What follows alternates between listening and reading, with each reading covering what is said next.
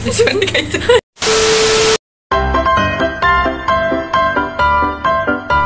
Assalamualaikum. Perkenalkan, nama saya Siva Aulia Nur Aziza dari 10 MIPA 1. Perkenalkan, nama saya Eca Yanuari Rayati dari kelas 10 MIPA 1. Dalam video kali ini, kita akan menjelaskan tentang ekosistem dan perubahan lingkungan yang terjadi di dalam ekosistem tersebut. Kali ini kita akan membahas ekosistem di laut, dan kita akan membahas permasalahan tentang pertumbuhan minyak yang terjadi di dalamnya. Jadi, dalam ekosistem kali ini terdapat komponen abiotik dan biotik. Komponen biotik yang terdapat dalam ekosistem ini seperti zooplankton, fitoplankton, ikan teri, ikan sarden, ikan hiu, dan beberapa tanaman laut seperti ganggang laut dan rumput laut. Lalu komponen abiotik yang terdapat dalam ekosistem ini seperti air, batu-batuan, dan pasir. Melakukan percobaan dengan cara membakar minyaknya. Kita akan lakukan di dalam sini.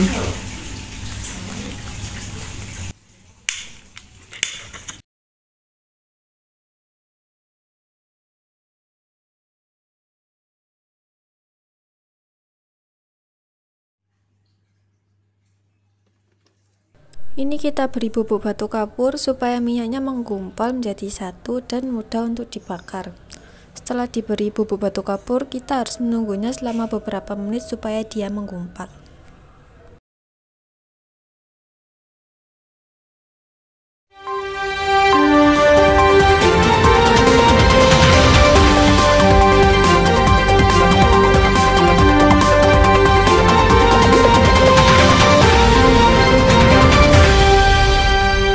Sebuah kapal pengangkut tangki minyak memulai perjalanannya di laut lepas. Situasi ini adalah salah satu yang harus diwaspadai. Para awak kapal juga harus benar-benar berhati-hati karena minyak yang jatuh ke laut lepas tak hanya mencemari, namun berkemungkinan untuk membunuh laut beserta isinya. Namun, lebih buruk dari membiarkan tetesan minyak menyapa lautan, kapal tersebut berhenti dan awak kapalnya mulai melakukan pencucian tangki minyak di tengah laut. Komponen minyak yang sudah jelas bersifat toksik bagi lingkungan, baik lautan, sungai, danau maupun tanah, meluncur bebas menuju laut yang tadinya tenang dan sehat, mengambang di permukaan lautan. Organisme laut mengalami kepunahan massal. Beberapa yang dapat bertahan hidup tak lagi dalam kondisi sehat seperti sedia kala. Mereka keracunan. Ada banyak cara yang dapat kita lakukan. Salah satunya yakni dengan membakar tumpahan minyak yang mengapung. Metode ini terbukti efektif untuk kasus tumpahan minyak di laut. Namun, penyembuhan laut ini tidak akan mengembalikan laut seperti sedia kala. Walau sudah terbukti cukup efektif, namun asap pembakaran akan memulai target rencana pembunuhan yang lainnya, yakni udara bersih di sekitarnya. Hingga kini, sudah banyak penemuan metode untuk menemukan satu yang benar dapat mengembalikan laut seperti sedia kala. Namun apa yang dapat dinamakan penyembuhan adalah menutup bagian yang cacat, bukan mengembalikan kondisinya. Setelah membakarnya cukup lama, minyak tersebut lama-kelamaan semakin menghilang dan hanya tersisa sedikit minyak.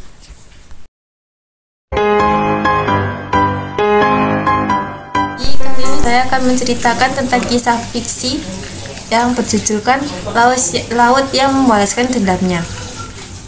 Di ceritanya, pada suatu hari, terdapat sebuah kapal yang sedang berlayar di Kepulauan Seribu. Mereka membawa bertonton tangki minyak untuk dibawa ke pulau seberang. Mungkin semua akan baik-baik saja apabila mereka tak berulah dan melakukan hal yang seharusnya tidak mereka lakukan. Ini benar mau di sini aja, bos. Oknum yang dipanggil bos mulai mengamati keadaan sekitar. Posturnya tegap dengan perawakan garang layaknya preman pengkolan. Dia baru saja mendapat izin usai berbulan-bulan tidak diperbolehkan berlayar karena ulahnya yang acuh terhadap lingkungan. Iya, sudah cepat sebelum mata nelayan lewat. Kapal yang mendengar seruan tersebut lantas berkumpul mengelilingi sebuah tangki bekas minyak yang telah kosong. Alih-alih bersabar menunggu hingga kapal mencapai tujuan, mereka memutuskan untuk mencuci tangki tersebut di tengah laut. Seorang awak yang bertugas menurunkan jangkar melihat beberapa ikan yang berenang di sekitar badan kapal. Aduh, maaf ya, kalian berenang jauh-jauh dulu sana. Kami belum bisa melawan preman itu. Bisa-bisa kami yang terlempar ke laut. Mirisnya, tak ada keajaiban yang lewat kala itu. Mereka berhasil mencuci bersih tangki tersebut, memindahkan minyak yang tersisa ke lautan bebas di bawah sana.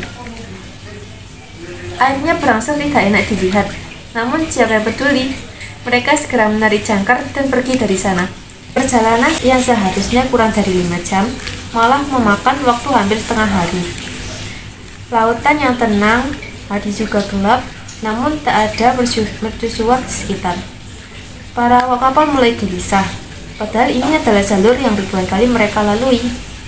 Ada apa ini? Kalian yang benar saja. Sang bos, yang tadinya diam saja, kini juga ikut panik dan menyalahkan nahkoda. Sepertinya ini karena kita baru saja mencemari laut, bos. Iya, kalau saja kita tidak menurut, mungkin kita sudah lama sampai di daratan. Oknum yang disalahkan pun tak mau terima. Emosinya memuncak seketika. Jadi kalian menyalahkan aku? Di tengah kegaduhan dan ketegangan yang terjadi di atas kapal, lautan mulai berombak. Yang tadinya tenang, kini beriak, tak ada yang menyadari bahwa sebuah ombak besar datang dari kejauhan. Seperti ombak yang biasa dilihat, warnanya gelap dan berbau tak sedap. Beberapa awak mulai menyadari keberadaan monster ombak di dekat mereka. Namun terlambat. Segera setelah itu, mereka lenyap usai dihantam oleh ombak raksasa tersebut. Sedikit yang diketahui, ombak tersebut berwarna hitam karena tumpahan minyak yang menyebar. Baunya busuk bukan hanya karena minyak yang mencemarinya, namun juga bangkai puluhan ikan yang terkena efek zat toksik tersebut. Dari percobaan kita tersebut, kita dapat menyimpulkan bahwa Mencegah lebih baik daripada mengobati, karena laut yang terlanjur sakit tidak akan pernah kembali seperti kondisinya terdahulu. sekian dari kami. Wassalamualaikum warahmatullahi wabarakatuh.